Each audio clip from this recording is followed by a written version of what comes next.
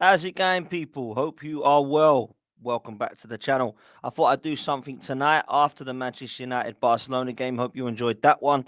Shame to see United go through. I can't lie. I would have liked to have seen Barcelona get through that one. Europa League is back, which means in the next coming weeks, Arsenal will be playing, finding out who we're getting, and then European football is back, guys. So I hope you're all enjoying it. Thought I'd do a little stream tonight. Not going to be too long, just before we go and get ourselves tucked up in bed. Those of us in the UK, that is anyway. The great news, the fantastic news, the news that we've all been waiting for, we believe is near.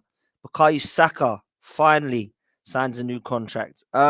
Listen, this is going to be massive news for Arsenal once this gets over the line. Rumours of a £200,000 deal a week, long term deal. Um, Rumours of £10 million being touted around. It's close, guys. It's close from what we hear. You go onto any Arsenal source, you go onto any link on Twitter, go onto anything on News Now. Daily Mail reported this around 3-4 hours ago now, that it's close. And Bukayo Saka is going to sign a long-term deal. This is massive news. I'm absolutely buzzing for this kid to stay here long term. I think this is a brilliant piece of news. Fantastic business if we can get this done. And people, I want to know your honest thoughts. Is this too much money? Is this great news? Do you not care? Is this a fantastic piece of business? For me, I think it's absolutely a fantastic piece of business. I think this will give the boys a lift. And if it is going to happen in the next coming days, let's hope that we can give that boost going into the weekend against Leicester. Because for me, this is something, I know it sounds crazy, but this is something the fans and the players can really get behind. This is something that we can go into a weekend fixture going, what a boost. Bukayo Saka's here. He'll get unbelievable reception anyway. He'll get even better reception at the weekend if this rumour is true. I can see this one happening. I had no doubt in my mind that Gabriel Martinelli was going to sign. I have no doubt in my mind that Bukayo Saka was going to sign. It was the Saliba one that maybe I had question marks over because I haven't seen him play for Arsenal for more than the few months he's been with us. So I didn't know where his head was long term. If Real Madrid or PSG was to come sniffing round, would he have his head turned? Um, I think he'd be more likely to have his head turned than Bukayo Saka and Gabriel Martinelli. I've seen what Martinelli and Saka are about. I've seen how hungry they are. I've seen how much they want to stay at this club and how much they love this club. I'm looking at Saliba and I'm starting to think, actually, yeah, you're the same. He looks hungry. He looks happy. He looks like he wants to be here. And I hope that he follows suit and joins Martinelli and hopefully now Bukayo Saka in that long-term deal. I don't care if they're on 200k a week, right? I honestly do not give a damn if they're on 250k a week. For me, they're worth it. They're at their absolute best at the moment, flying high. All three of them look like they have an unbelievable future. And I want to see that future in an Arsenal shirt. I don't care if they leave Arsenal one day when they're in their late 30s, but I don't want them leaving Arsenal anytime soon. I think if we was to get to the stage of the summer where they only have a year left, it's going to be really squeaky bum time for whether they're going to stay with Arsenal or go and sign for somebody else. I have to say this, guys, and I'm going to do a bit of a roundup in a minute of what I've kind of missed because I know I've done some shows, but I haven't really spoke about the Arsenal of late. Um, I think he's been unbelievable again this season, Bukayo Saka. Um, I would say yet again, probably one of our most consistent performers. And when I'm looking at how many games this guy consistently performs in, it's scary. It's scary for a 21-year-old to be this good. Um, and it's not just the fact that he's good in his position. He's actually brings a hell of a lot more than just his position. What he brings for me is a little bit of leadership, a little bit of experience now because some of our team is young. And I actually think that he's one of the youngsters that's been doing it for a couple of years. And I just think he's an unbelievable role model to any youngster who wants to get into this game. When you look at what Bukayo Saka's about off the pitch, he's always smiling. He's spoken about beautifully by everybody that plays with him or that internationally is hooked up with him at World Cups or Euros. The guy's gone through an unbelievable amount in such a young career and such an early stage of his career. I'm not talking about just bursting onto the scene, becoming this guy who's playing for Arsenal, getting an England call up, all the nonsense he had to deal with the England in the Euros, missing the penalty, all the racial abuse that he got. I can't be dealing with people telling me that this guy is still very, very young and needs time. This guy's ready. He's hungry. I see it in his game. I see it in his face. You can see, can't you, when footballers play? You can look at the way that they act, the way that their demeanor is, and how they are around the place. They look fantastic. And we've got a very, very young side, yes. But I look at Bukayo Saka and I think this is what we built. He was a big part of it. And if we were to lose him, where are we going? Because this progression and project process is kind of a youth project. Can't sell the youth in a youth project, guys. You can't sell Martinelli, Saka, and Saliba. They have to sign. And I'm very confident they will. I'm very, very confident that they will. I look at what Bukayo Saka's about. Can play on both wings, can play at wing backs, can probably play at full back, even though I don't like to see it anymore, but has done. I think he's definitely got potential to be playing in that 10 or in that 8 if there was a role for him there. But this guy is so important when it comes to Arsenal. And at the Villa game at the weekend, it just epitomised Bukayo Saka, everything about him. I think he's a brilliant kid. I've got to say, he's my favourite player. You know, I absolutely love Kieran Tierney, and he has been my favourite player. Unfortunately, we haven't seen enough of him this season, and I like to choose a player that is actually playing, and I can't really look elsewhere. This kid is just exceptional. What does this mean for Arsenal? This means Bukayo Saka believes Arsenal is serious. This means Mikel Arteta loves the kid. This means that Arsenal's future is going to remain bright. And it allows also the opportunity for whatever happens this season, Arsenal to have a very good summer. And the reason I say that is because when a player is sniffing around the club like the Arsenal, they look at who's there currently. They see players getting out the door like Saka's and Martinelli's and Saliba's. They're thinking, hang on a minute, they're supposed to be the stars here, the young stars, and they're all going. So when we are linked with the likes of Declan Rice, Moses Caicedo, Jude Bellingham links today, they're saying that we might be outpriced because he wants to be 100 to 150 million. We'll come on to that, but let's just say that we're linked with these players, even if they come or not. Bukayo Saka staying is huge for those being continuously wanting to be linked with Arsenal. People might fancy a summer move if Bukayo Saka is still at Arsenal. People might not if he decides to go out the door. So this is going to be a huge, huge piece of business, and I'm so, so pleased with it. There's quite a lot of people that are agreeing in the chat. Everybody's agreeing that this is fantastic news. I beg you to find me an Arsenal fan right now who would not be happy with this piece of news. If Bukayo Saka stays at Arsenal and signs long-term deals, everyone's going to be happy, guys. This is an unbelievable player. He has got an unbelievably good ceiling. It's massively high. And if he is to sign a new deal, it gives everybody that relief, everybody that peace of mind and that reassurance that actually we are in the right frame of mind. I think I'm right in saying this, but don't quote me on it. I think his agent's the same as Eddie and Nketiah's. So it's probably why it's taken a while. He's trying to get the right money. And of course, the rumor is 200K. We'll touch on 200K quickly. A lot of people keep saying, I don't think we should be paying £200,000 and being held to ransom for these players. Let's just give them the 100K they deserve and move on. Well, listen, the minute we gave Eddie and Nketiah 100K, everybody with a brain cell knew that Saka was going to be on 200 because he's a better player. In fact, that's an understatement. He's 3 times the player, in my opinion. Bukayo Saka has got an unbelievable ceiling. So 200K is nothing, right? 200K is nothing. If Mesut Ozil and Aubameyang, Willian were on more than him, this is a good deal, guys, right? This is a good deal. Champions League football should be coming back. I can kind of always sit there and say this. I can kind of half hear the music in my ears ringing already, right? I know that it's not something we want in terms of a achievement. Wow, Champions League, that should be a given for Arsenal. But we're excited to see it back. Yeah, I certainly am. It's been far too long for me. So we're going to look to see, in my opinion anyway, as long as the Cronky's back it, a very good summer. I'd like to think that we can, right? Bukayo Saka is a massive part of that. So let's look at where we're at in terms of our, what we're going to call it, process, project, youth project. He is one of many that I believe can lead Arsenal out to a bright future. Now, I, along with quite a few other people, had massive doubts in the regime, the process, thought it was going to take too long.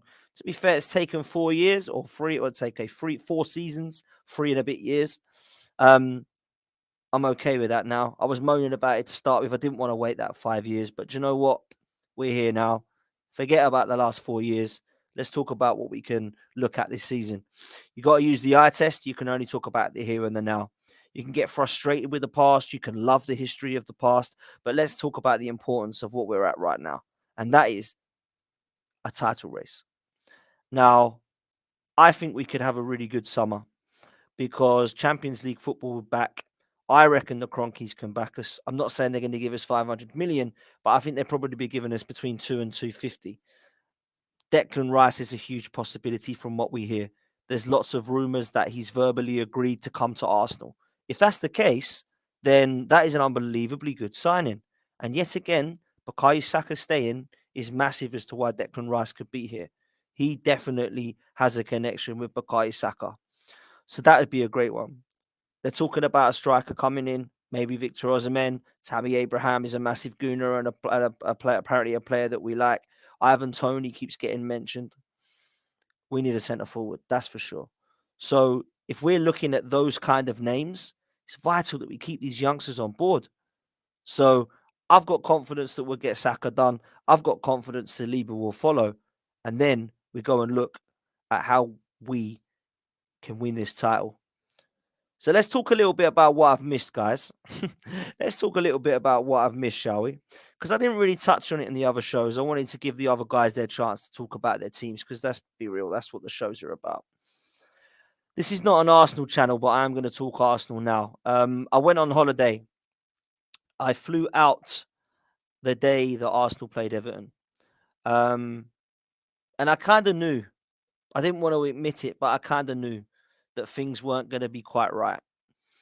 New manager bouncing Sean Dyche, a manager who's going to make it very, very difficult for us. Implemented tactics that nullified everything that Arsenal wanted to do. And all it needed was a set piece. It was coming. I could just tell. Don't give away corners. Don't give away free kicks because that's where they're going to be able to score. Boom. 1-0. And we lose. And I go back to this and I'm going to frustrate people that think I'm being toxic here or negative. But I really believed it was the wrong idea to play a weakened team against Man City in the FA Cup. Because let's be honest, guys, Partey was injured anyway, right? So it doesn't matter. Oh, we could get injuries. We got injuries anyway. We rested players and we had people injured. So you can't look at that as an excuse anymore because it ain't worked. Play your strongest team. We play our strongest team against Manchester City. We win. Hands down. They beat us 1-0 and then made 7 changes. Don't make 7 changes. If you want to take them off in 60 minutes, that's fine. Win that game of football and keep the momentum going into Goodison Park. Lose that game, we go into Goodison Park, new manager bounce, don't matter, we're just beating City. We go and beat Everton. We can't do it. I would have loved to have played a Frank Lampard Everton. Let me get that right. But I must admit, I look at that situation and just think, let's move on. Unfortunately, we can't move on because we have Brentford next and we can't beat them. And we can talk about Lee Mason if you like. We can talk about the inconsistency and the shockingly poor officiating all you want. How can you get sacked for not doing your job? All you've got to do is put lines on a field and you've decided that you ain't going to do that tonight. Shambolic, right? Shambolic. But did we deserve to beat Brentford? No. No. Tony missed a sitter. Open goal. Rico Henry should have scored. And Mbeumo should have scored. We got away with a 1-1 draw. And in my opinion, we were quite lucky to get away with that. So, yes, we should have won the game on paper because we shouldn't have had their goal allowed. It was clearly offside. Everyone could see it. It was mad that it wasn't even spoken about more at the time. But we go into that fixture knowing that we have to beat Manchester City. And if we lose, wow, it's going to be difficult for us. So I felt in the first half we matched them, right? I really did. I think we matched them. And going in at 1-1, I thought, yeah, do you know what? This is going to be a game where I think we can take it to him in the second half. But when you make those mistakes, it's very difficult to come back into it. I felt they deserved it. I thought they destroyed us in parts in that second half. I thought particularly Jack Grealish and Kevin De Bruyne were outstanding, ridiculously good in parts of that game. But when Tomiyasu makes those mistakes, it's a worry. And I really like Tomiyasu. Everyone knows he's a big fan. I'm a big fan of his. But I didn't understand why Ben White got dropped. It made no sense to me. I don't understand why that was. I thought he was injured at the time. Turns out when I come back from holiday, he wasn't, because he was back in the side the next game. So I like Tomiyasu, but you can't make mistakes like that. It was an absolute disgrace. Just put it out for a throw-in if you're in trouble. Don't put it back to Ramsdale. Just put it out for a throw-in, come back and defend, and get back into shape. Poor. Very, very poor.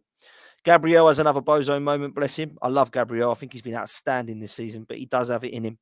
Very lucky to get away with a Haaland one, definite penalty, but luckily he was offside, but at fault for the Jack Grealish goal. I don't know what he's doing. Absolutely no idea.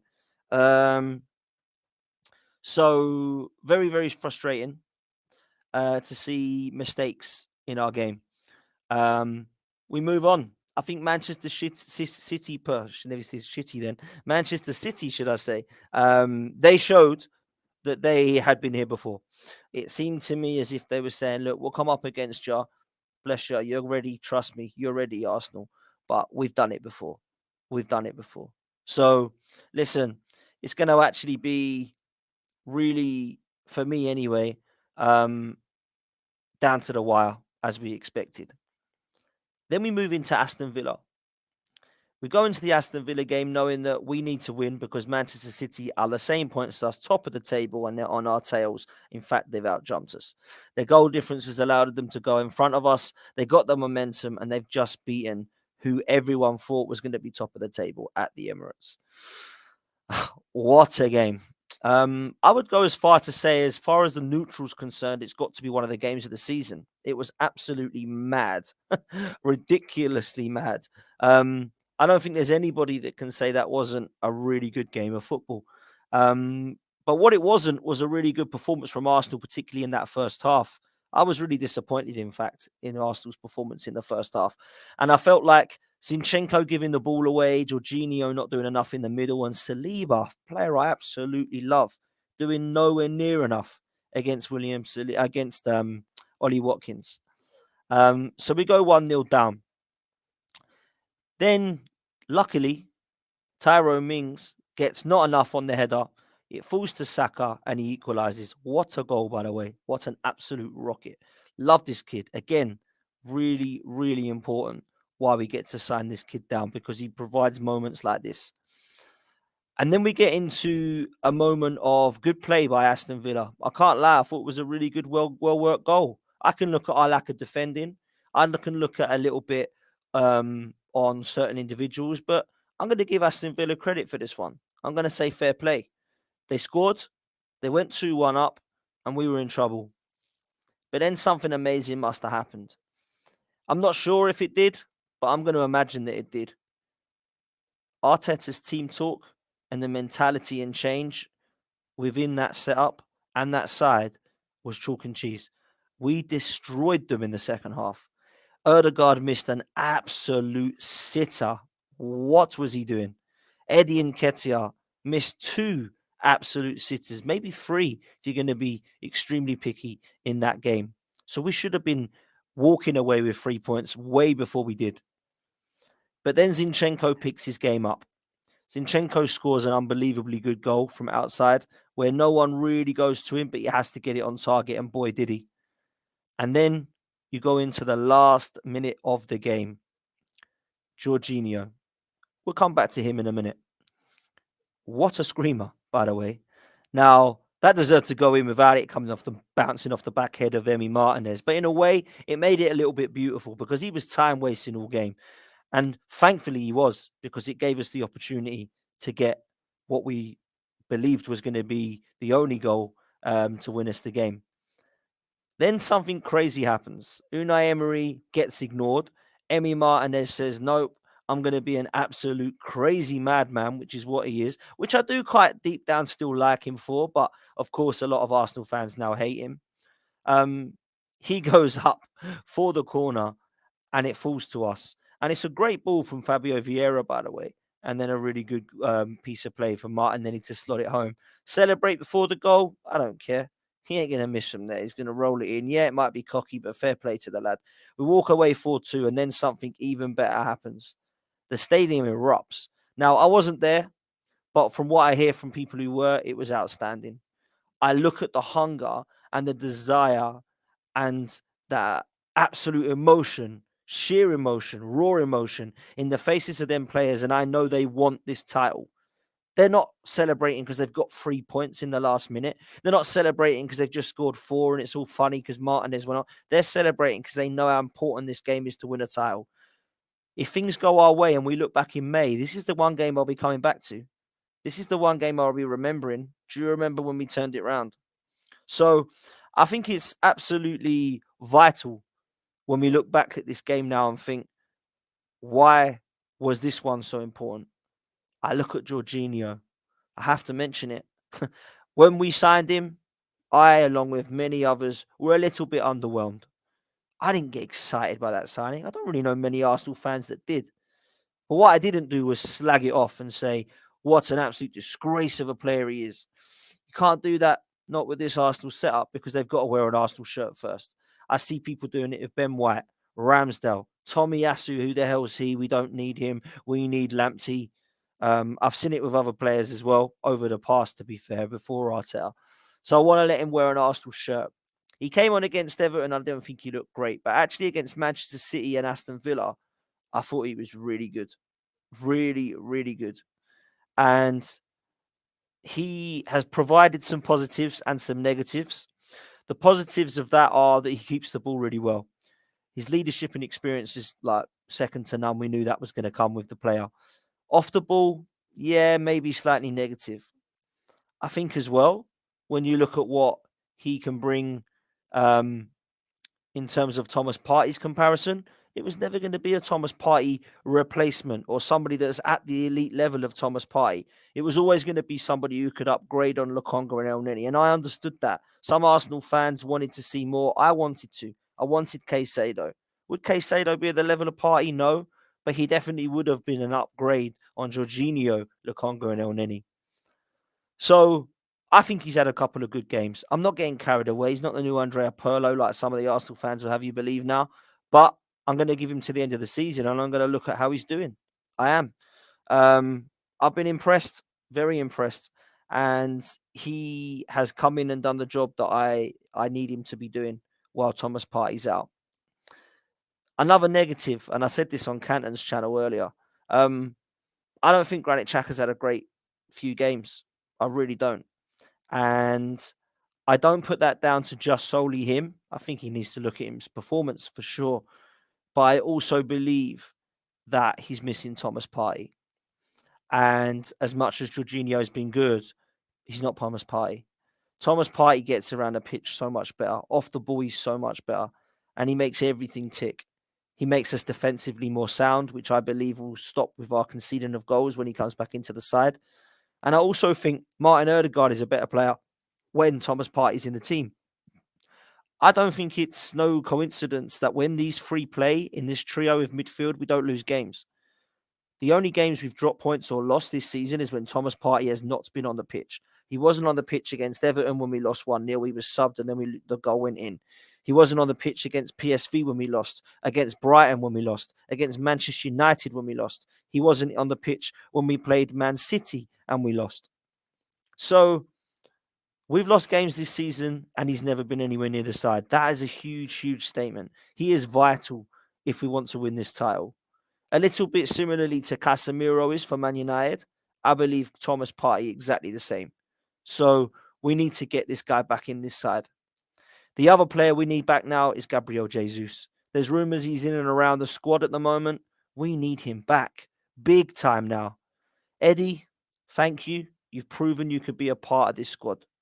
But it is time for Jesus to come back now. Because the amount of work rate I see from Jesus and how important and integral he is to the other players around him, I think is now starting to affect the likes of Gabriel Martinelli. I think Trossard, Saka, Martinelli, they all go up another level when Gabriel Jesus is there. Eddie provides a good cover, but it's not Gabriel Jesus level, and we need him now.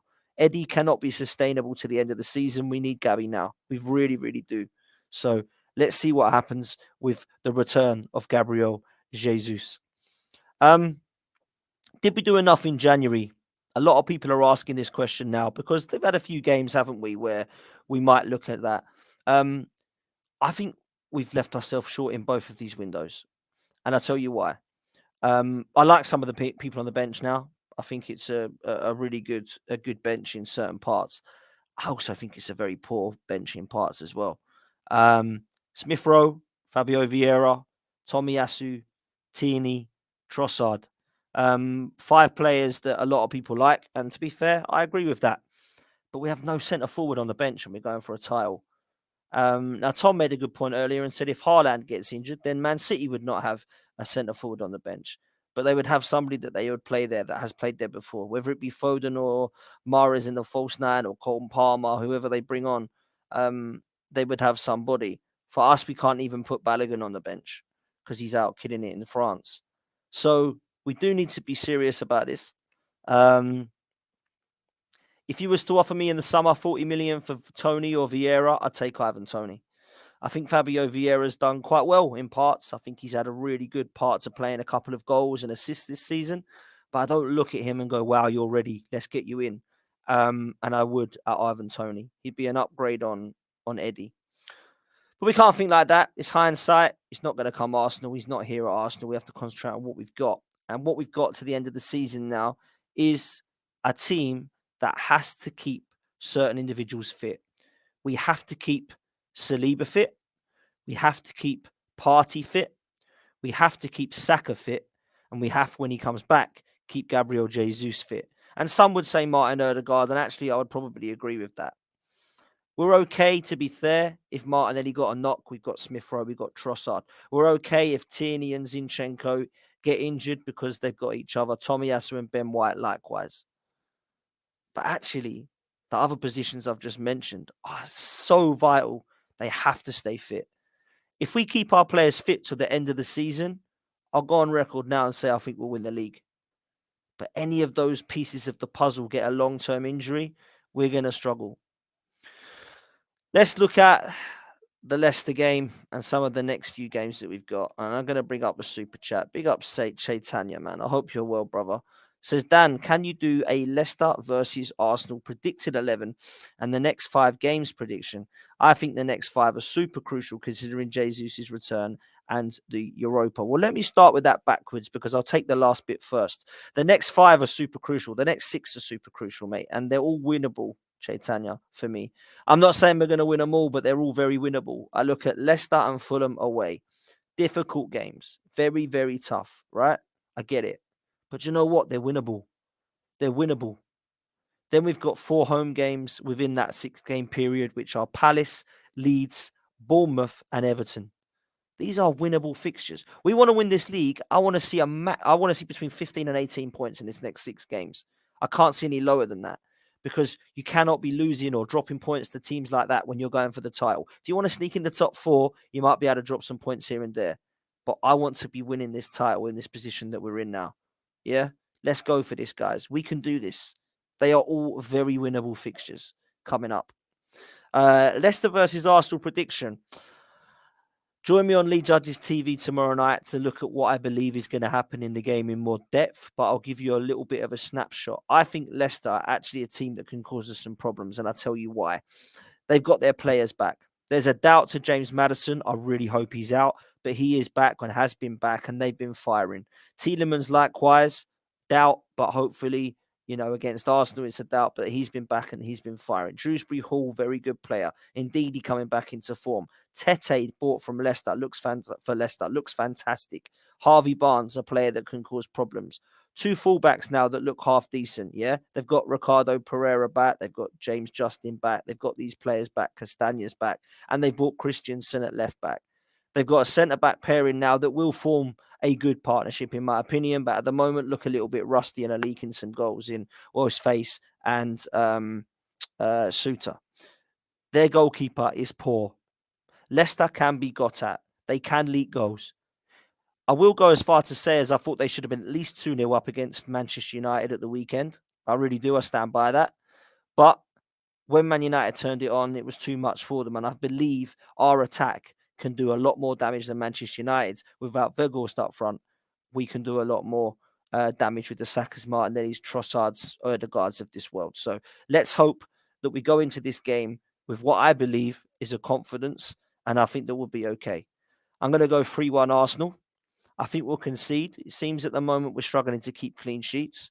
My predicted 11, I think Ramsdale, Ben White, Saliba, Gabriel, Zinchenko, Jorginho, Xhaka, Odegaard, Saka, Martinelli, and Eddie Nketiah. Now, a lot of people are saying, what can we do to change it? What can we do? And that's how I'm going to end.